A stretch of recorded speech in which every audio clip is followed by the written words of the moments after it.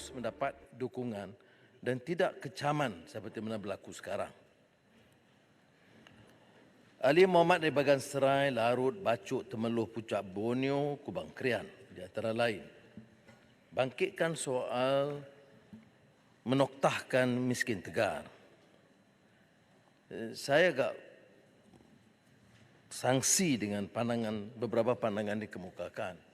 Pertama, mengandaikan bahawa dalam Islam tidak ada maksud untuk menoktahkan kemiskinan. Malah, kalau tak salah saya, salah seorang mungkin kepala batas mengatakan tidak ada dalam tradisi Islam yang boleh menoktahkan kemiskinan tegar kerana dikaitkan dengan soal zakat. Saya fikir harus Yang Muhammad menelaah lagi. Tanggungjawab kita ialah pastikan pengagihan kekayaan itu dapat dimanfaati oleh segolongan besar. Dan dalam hal ini saya ingatkan tentang surah Al-Hasyr tentang bainal aghniya minkum. Janganlah kekayaan itu berlega di kalangan kecil yang disebut sama ada elit politik, elit penguasa.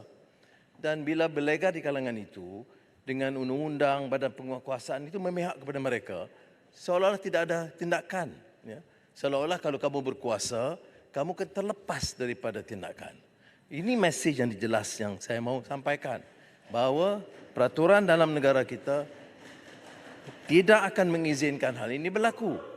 Kerana kalau kita izinkan, pengagihan ini tidak mungkin. Mana boleh kita terima satu hujah mengatakan tidak boleh noktahkan kemiskinan tegar.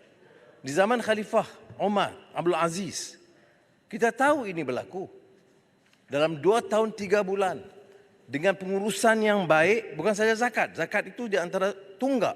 Pengurusan yang baik, contoh khalifah tidak menyalahkan guna kuasa, itu yang menyebabkan boleh.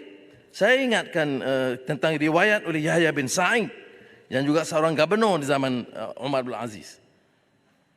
Saya pernah diutus Umar bin Aziz untuk memungut zakat ke Afrika. Saya niat untuk memberikannya kepada golongan fakir. Namun tidak saya jumpa siapa pun. Kerana mereka terlepas daripada kategori golongan fakir.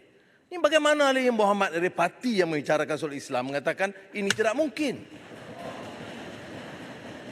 Jadi kita akan gunakan jentera kita sebaik mungkin. Percayalah, saya akan pastikan seluruh jentera kerajaan tanpa tolak ansur untuk memastikan kita noktahkan kemiskinan tegar tahun ini juga.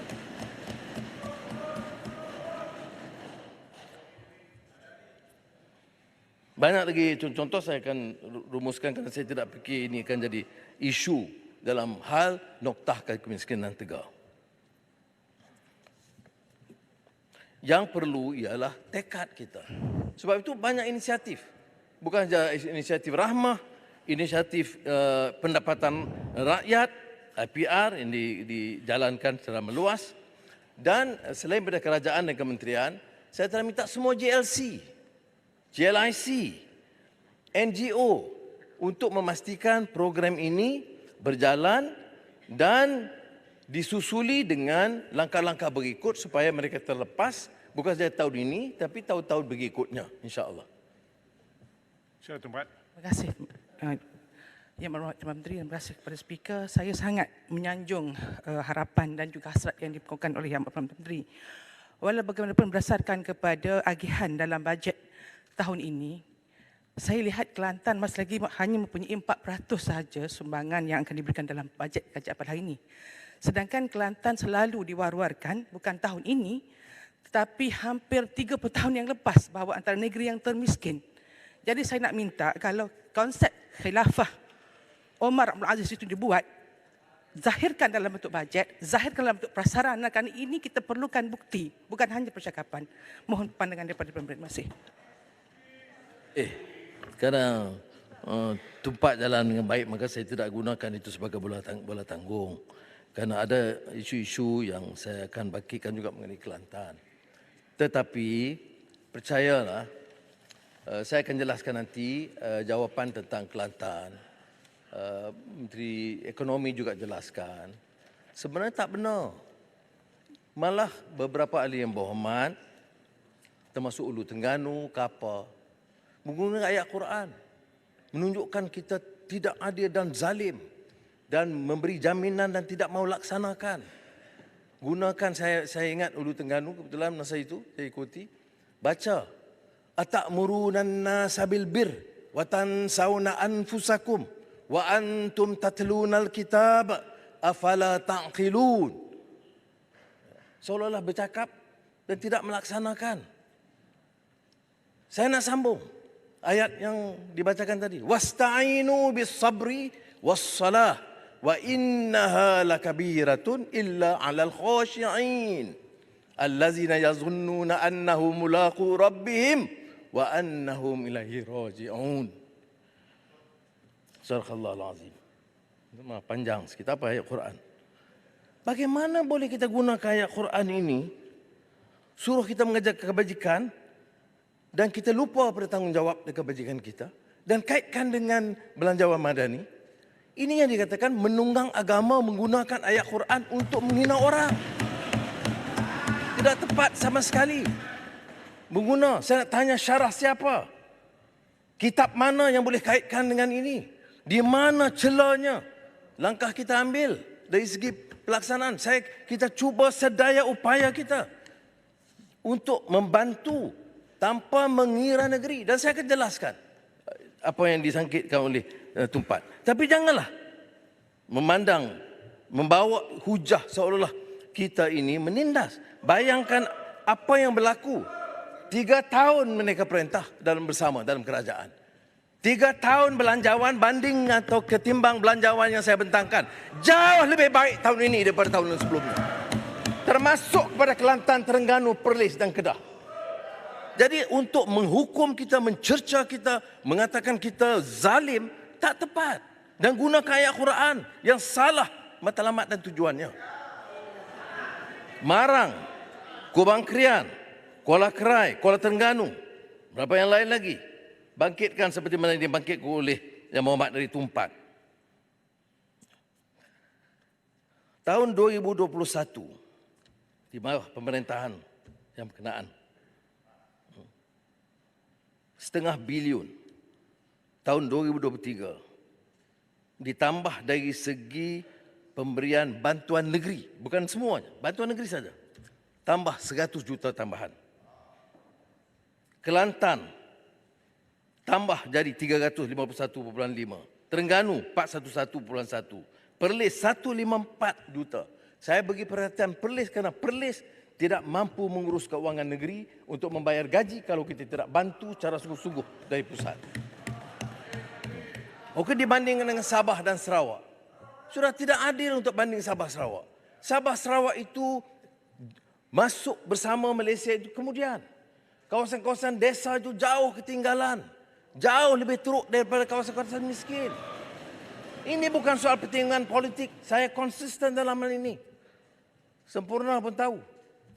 Konsisten. Mana kalau kita belanja sini 10 juta, kita kena tambah di Sabah Sarawak 100 juta. Kawasan pedalaman. Jadi janganlah kita gunakan perbandingan bahawa dibagi kepada Sabah dan Sarawak itu begitu tinggi. Keperluan mereka. Sebab itu dalam Malaysia Agreement 1963, Perjanjian Malaysia 1963, itu dimasukkan pemberian khas. Ada, walaupun dipetikai bukan tidak sepatutnya pemberian khas, ini pemberian hak. Tidak mengapa istilahnya. Tapi sebab itu saya tambah pemberian khas untuk angkat kedudukan Sarawak.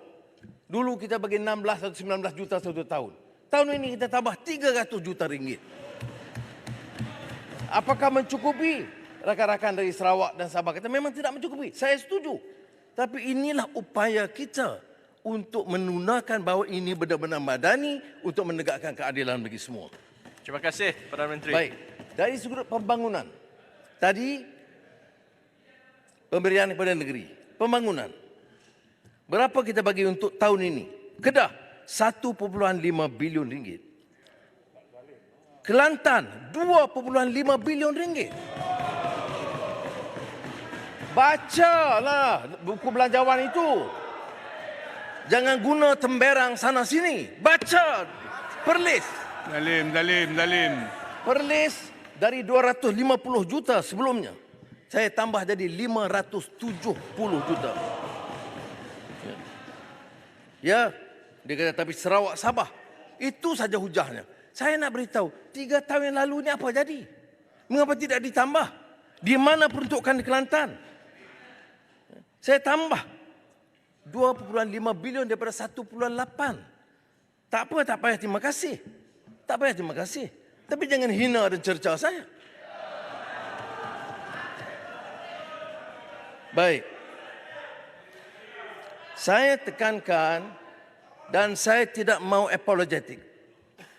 Pentadbiran kerajaan perpaduan mesti berbuat sesuatu untuk mengurangkan kesenjangan di negeri-negeri Tanah Melayu dan Sabah Sarawak. Dan untuk Sabah Sarawak, saya zahirkan keperluan menyokong golongan usahawan dan peniaga. Dan tambah, oleh itu saya nak tambah. Sukacita diumumkan, kerajaan akan menyediakan peruntukan khusus untuk komuniti PKS Sabah dan Sarawak dalam bentuk dana pinjaman mikro melalui BSN 100 juta ringgit tambahan. Dan kemudahan jaminan pinjaman PKS dari bank sebanyak 500 juta ringgit. Saya tidak mahu cerakin nama-nama senarai projek Kedah Perlis Kelantan Terengganu. Sebahagiannya nanti boleh diedarkan untuk maklumat saudara. Soal wang ehsan dibangkitkan. Apa pernah saya sebut bahawa ini dibatalkan? Cuma saya sebut sebahagian kecil daripada peruntukan ini akan disalur terus. Kalau dah tahu Terengganu negeri miskin, apa salah Menteri Keuangan kata salur wang ehsan itu direct kepada orang miskin? Di mana dah salahnya? Dan kerana kadar kemiskinan Terengganu itu masih 12% 2020. Jauh lebih rendah, lebih tinggi daripada kadar kemiskinan kebangsaan. Dan Kelantan yang mencecah 21%. Jadi ini kita tidak akan kurangkan jumlah yang kita janjikan untuk wang ehsan.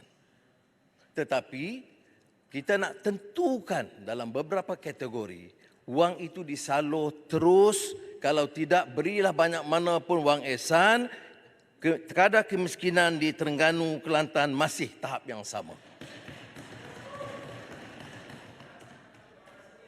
Jadi ini saya jelaskan supaya jangan bangkit lagi soal zalim.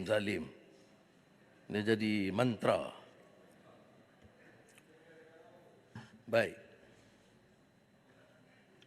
Soal lapangan terbang Kulim Kedah ini telah dijawab oleh Menteri Pengangkutan. Saya baru terima surat daripada Menteri Besar.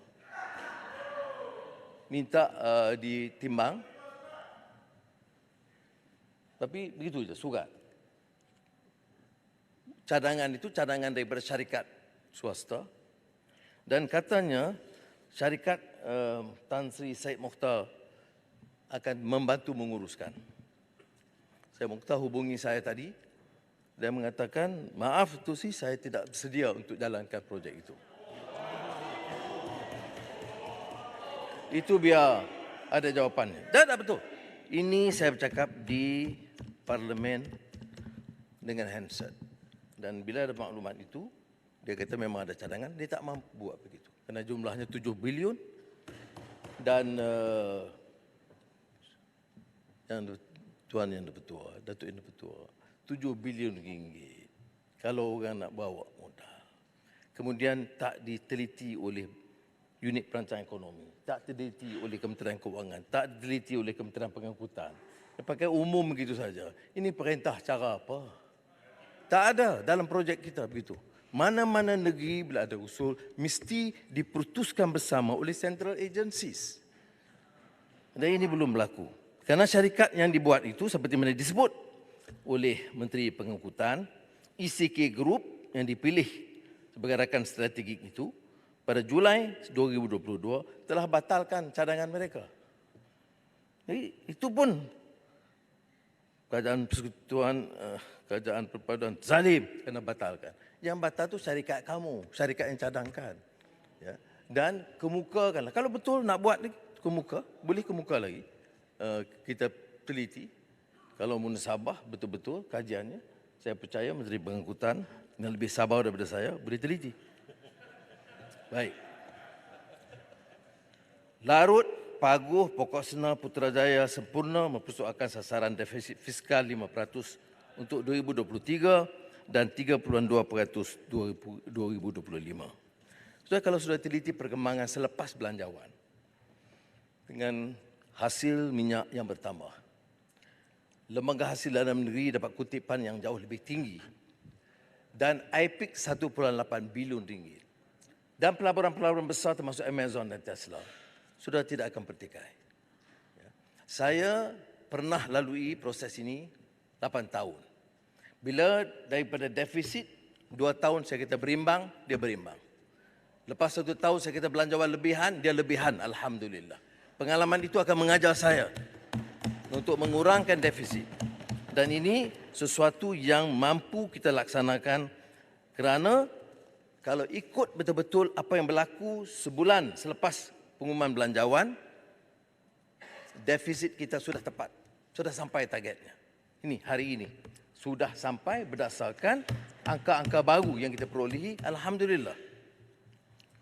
Bagaimana kita kurangkan, itu langkah-langkah yang kita ambil, yang kita kebincang, dan kalau perlu saya akan umumkan di parlimen dari masa ke semasa. Ini langkah jangka panjang atau sederhana, tentulah saya sebutkan tadi Akta Tanggungjawab Fiskal akan diperkenalkan.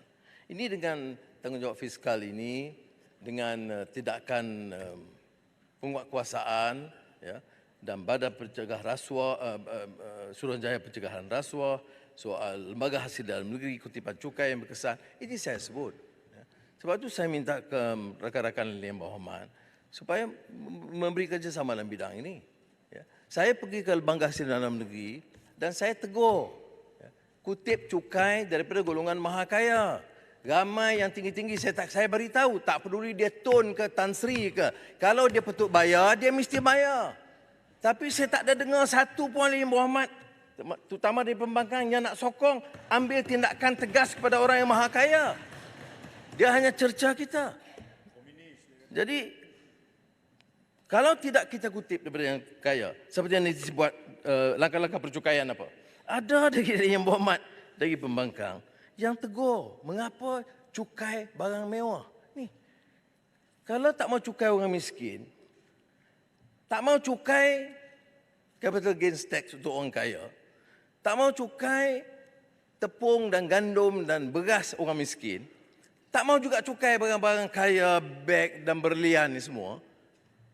Jadi bagaimana kita nak kutip? Jadi saya cadangkan cukai ke atas barang mewah. Ya. Dan itu pun tidak disetujui oleh ahli yang berhormat. Saya tak tahu kalau mereka jadi kerajaan, dia nak cukai dari mana dan dia nak dapat hasil dari mana. Bantuan subsidi dibangkitkan. Kurang. Saya tidak tahu dari mana, katanya kurang daripada sekolah. Sebahagiannya Timbalan Menteri Kesihatan umumkan tadi. Ya. Jangan ambil sekerat. Ambil keseluruhannya. Kerana saya kaji belanjawan 2021, 2022 dan belanjawan yang dibentangkan sebelum ini. Dan dalam semua kategori itu kita tambah. Tak betul kita kurangkan. Ya. Belanjawan 2023 disediakan 64 bilion ringgit untuk bantuan dan subsidi termasuk sumbangan tunai rahmah 8 bilion ringgit untuk hampir 9 juta ringgit. 9 juta rakyat. Kedua, tahap hutang negara masih tinggi. Dan bayaran khidmat hutang tahun ini saja diunjur, seperti mana saya sebut, 16% daripada hasil negara, iaitu 46 bilion ringgit. Ya. Dan hutang 1.5 trilion. Janganlah salahkan saya. Salah kata pentadbiran dulu, hutang, terus hutang. Tiap tahun bertambah. Tahun ini pertama kali kita kurangkan hutang itu. Tapi apakah kita meningkatkan hutang? Tidak. Pinjaman baru tahun ini berjumlah 94 bilion ringgit berbanding atau ketimbang tahun lalu 100 bilion. Jadi tiap tahun dalam jangkaan kita mesti kurangkan hutang dan dengan itu dapat mengurangkan defisit. Kemudian kita sebut tata kelola perolehan kerajaan. Kubang Krian masih bangkitkan katanya bagaimana boleh, dan ini heboh di TikTok yang diupah. Bagaimana boleh kita katakan batal pada belum laksanakan? Tak betul. Projek itu telah diluluskan. Surat kelulusan itu ada. Tapi sempat berubah keadaan, kita tahan. Tak sempat dilaksanakan. Jadi kita batal kelulusan itu. Saya tidak berbelit-belit dalam kejahatan ini. Dan bila kita katakan hentikan kelulusan lalu, perundingan terus yang kosnya peruntukan 15 bilion ringgit. Kos kelulusan 13.8 bilion ringgit. Ya.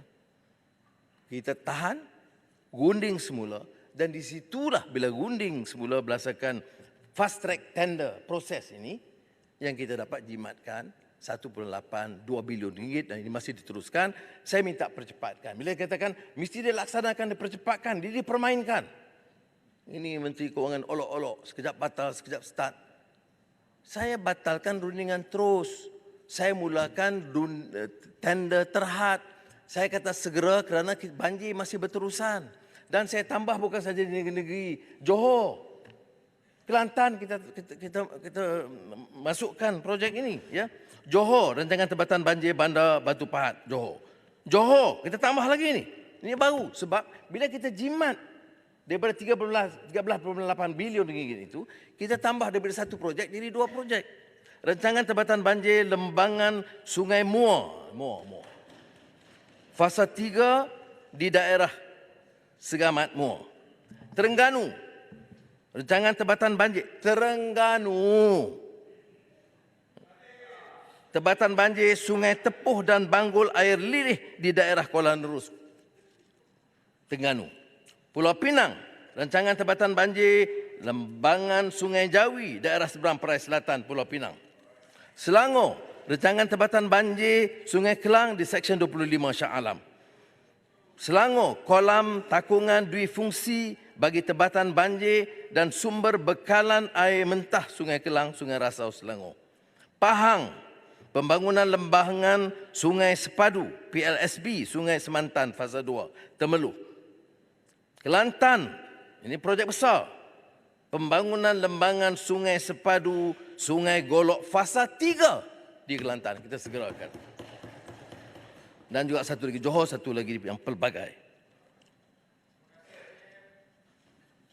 Ya, tak apa, terima kasih, tak apa dengan maki saya sudah. Dalam belanjawan sementara 2023, saya juga luluskan penambahan 400 juta ringgit kepada NADMA kerana usaha yang dibebankan yang lebih pada mereka. Di bangkit itu projek tempatan banjir. Jana Wibawa. Ya. Jana Wibawa kritikannya ialah untuk Bumiputera. Saya teruskan. Kalau kata ini projek khas untuk Bumiputera, tak apa, saya teruskan. Saya tidak batal. Saya gunding semula kerana banyak pelanggaran peraturan keuangan. Ada syarikat Cina yang jadi di Bumiputerakan kerana dia kebetulan kawan baik di Johor. Jadi itu pun nak pertahankan. Pertahankan, mesti pertahankan. Ni projek Bumiputera bagi kepada Cina. Tak apa. Apa dia peraturan apa keuangan macam ini? Kalau nak bagi projek, saya tak halang. Tapi ini projek dikhususkan Bumiputera. Jadi kita kelirukan. Ya. Jadi dikaitkan dengan Jana Wibawa ni katanya oh ini fasa 1 dan Jana Wibawa 1.0 itu paguh. Jana Wibawa 2.0 itu bera. Saya tak ambil kisah. Itu pulang SPRM nak semak. Saya tak kata harus semak hanya atau siasat Jana Wibawa 1.0. Kalau dia rasa ada bukti 2.0 di bawah bera, dia siasat. Saya tak suruh. fitnah ini dan kecaman boleh berlaku. Ya. Saya nak beritahu, saya tidak mau jadi pegang jawatan ini untuk mengenayai atau menekan atau menzalimi sesiapa. Saya tahu apa erti pendakwaan terpilih. Ya. Tetapi, ya, pucung pun ada, dia faham. Ya. Tetapi, mengapa ni dicerca kita? Tanya penjelasan SPRM dan Peguam Negara. Sepatutnya dituju ke situ. Ini maknanya seolah rasuah ini mesti dipertahankan kerana dia kawan kita. Ini faham kabilah asabiyah ni. Tengok dulu apa pertuduhan. Tengok dulu bukti. Betul atau tidak rasuah. Betul atau tidak fitnah. Kalau fitnah, tak payah orang PAS. Saya akan bangun menentang kalau ada fitnah terhadap sesiapa. Tetapi kalau rasuah, kalau benar ada rasuah, benar ada penyaluran kuasa, kita yang bicara Islam, kita baca Al-Quran, baca hadis, baca kitab, kerana kita pertahankan berrasuah di mana pendirian kita.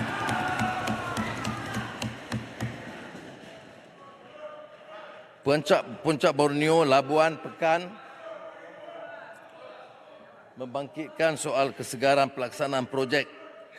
Saya akan pastikan pandangan-pandangan Pekan Labuan Puncak Borneo diambil kira berdasarkan prinsip yang saya jelaskan. Kita setuju beri kelonggaran untuk projek sekolah dan klinik daif walaupun dikatakan kurang. Tak betul. Ya. Ini daripada tambahan daripada projek yang sedia ada penyelenggaraan. Klinik daif ditingkat dan juga sekolah yang telah pun disebut tadi. Tetapi yang bertua, saya tidak mentolak ansur, saya tidak akan setuju dengan projek runding terus kerana semua kes dia meningkat kos. Jadi pengalaman lama, kerajaan-kerajaan dulu yang asyik rundingan terus, kos melambung. Itu pun masih kita nak pertahankan kerana kabilah yang sama.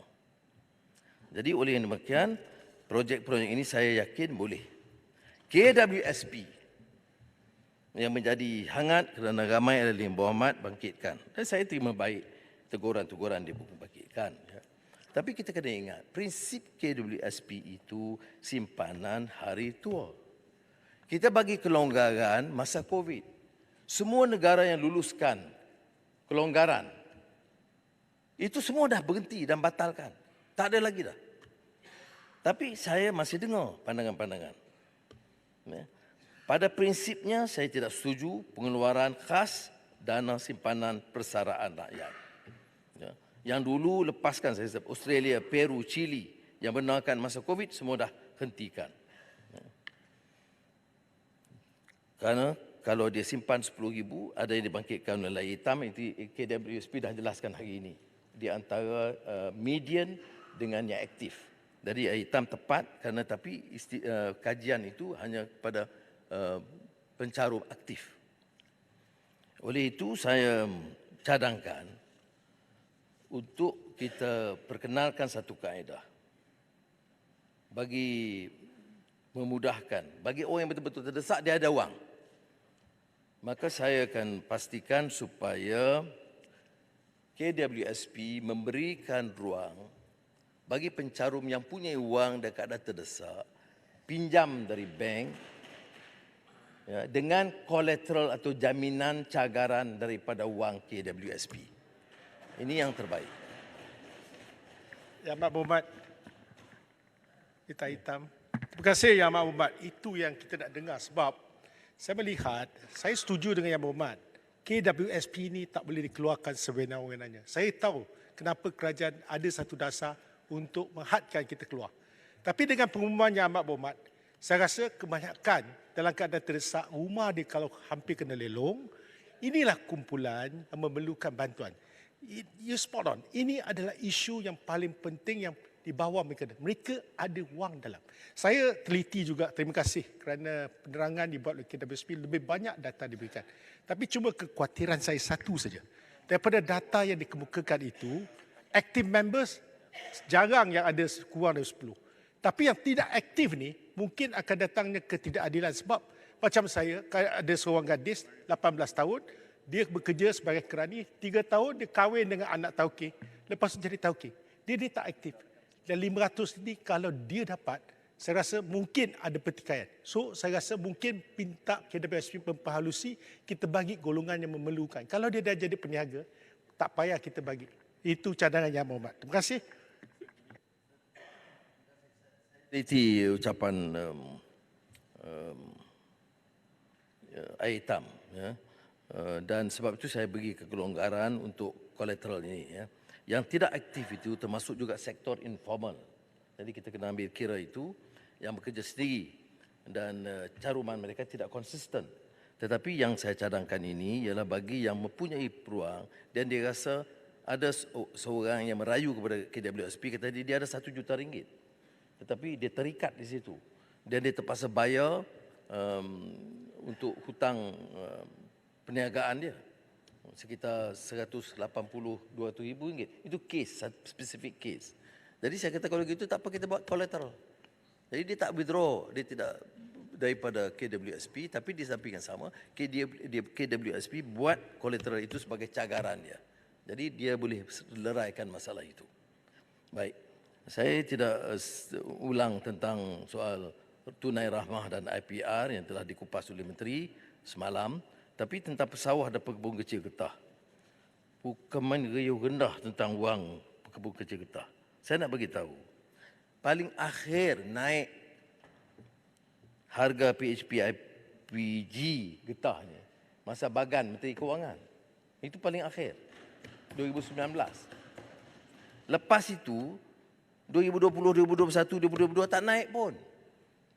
Nasib baiklah kita ambil alih 2023, kita naik dengan peruntukan RM350 juta. Jadi walaupun ada cadangan sekarang nak tambah, tapi saya juga bagi tahu bahawa selain daripada itu, pekebun kecil getah dapat bantuan kerajaan RM800, ya, selain daripada kenaikan. Jadi jangan ambil satu, ambil dua-dua. Satu dia dapat RM800 juta, RM800 dan keduanya naik dari RM2.50 ke RM2.70.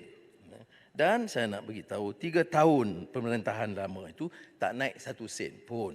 Ya. Untuk rakyat meniaga, PMKS dengan pendapatan bercukai RM150,000 pertama dikurangkan daripada 17 hingga 15% dengan boleh menjimatkan sehingga RM3,000 bagi 150,000 usahawan. Ya. Dan saya sebut juga M40. Kemudian kita tekankan keperluan untuk menjayakan IPR ini dengan pembiayaan tekun, mara dan pinjaman-pinjaman lain dengan yang melebihi RM400 juta untuk kategori ini. Jadi saya harap tak payah lagi kita usik lagi simpanan rakyat yang sangat kecil sekarang ini.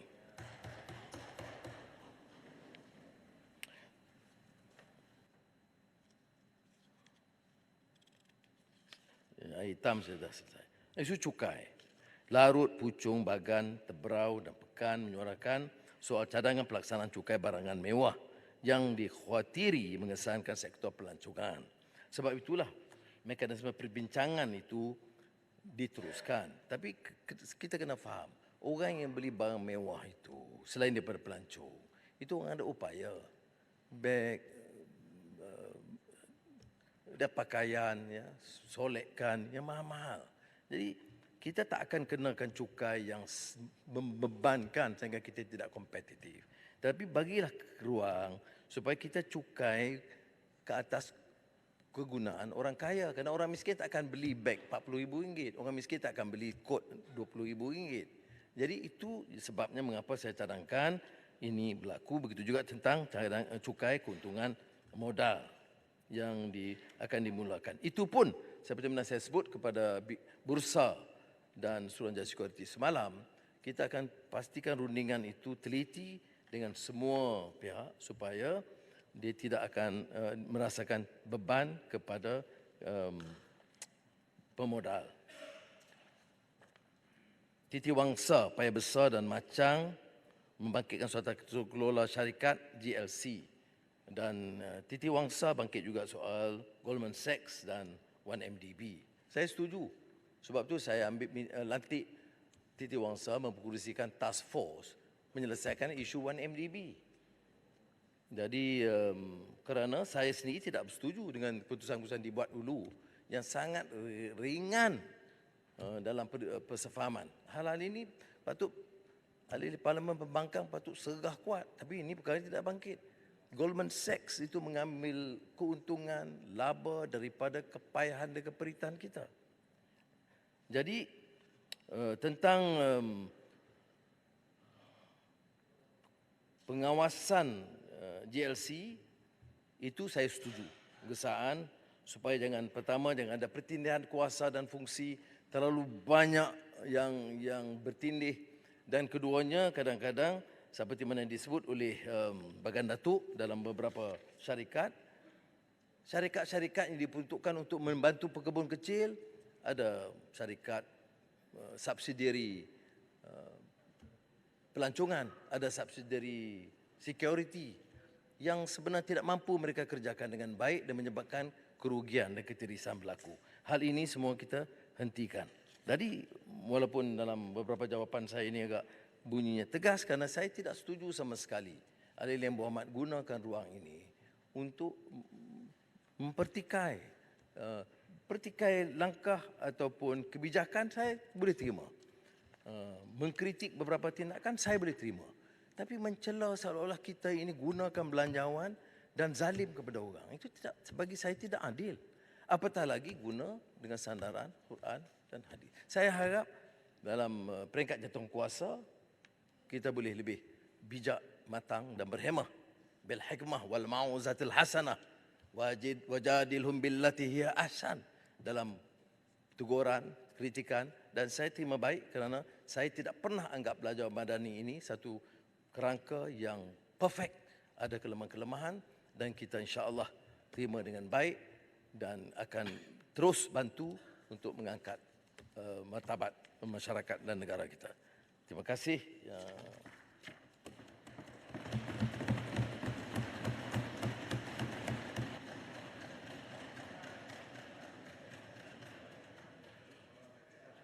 Ahli Yang Berhormat, sekarang saya kemukakan masalah kepada majlis bagi diputuskan. Masalahnya ialah bahawa rang undang-undang ini dibacakan kali yang kedua sekarang. Ahli yang bersetuju kata bersetuju. Yang tidak kata tidak.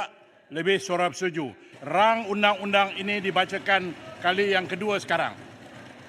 Rang undang-undang bernama Sokto Akta bagi menggunakan sejumlah wang daripada kumpulan wang disatukan untuk perkhidmatan bagi tahun 2023 dan bagi memperuntukkan jumlah wang itu dan apa-apa jumlah wang lain yang telah dibenarkan sebagai perbelanjaan untuk perkhidmatan bagi sebahagian daripada tahun itu. Ahli Yang Berhormat, sekarang saya kemukakan masalah bahawa usul di atas nama Yang Berhormat Menteri Keuangan di dalam aturan urusan mesyuarat ini diedarkan kepada jawatankuasa sebuah majlis. Ahli yang bersetuju kata bersetuju. Yang tidak kata tidak. Lebih suara bersetuju. Terima kasih. Ahli Yang Berhormat, mesyuarat Dewan hari ditangguhkan hingga jam 10 pagi hari Isnin 13 Mac 2023. Assalamualaikum warahmatullahi taala wabarakatuh dan selamat malam.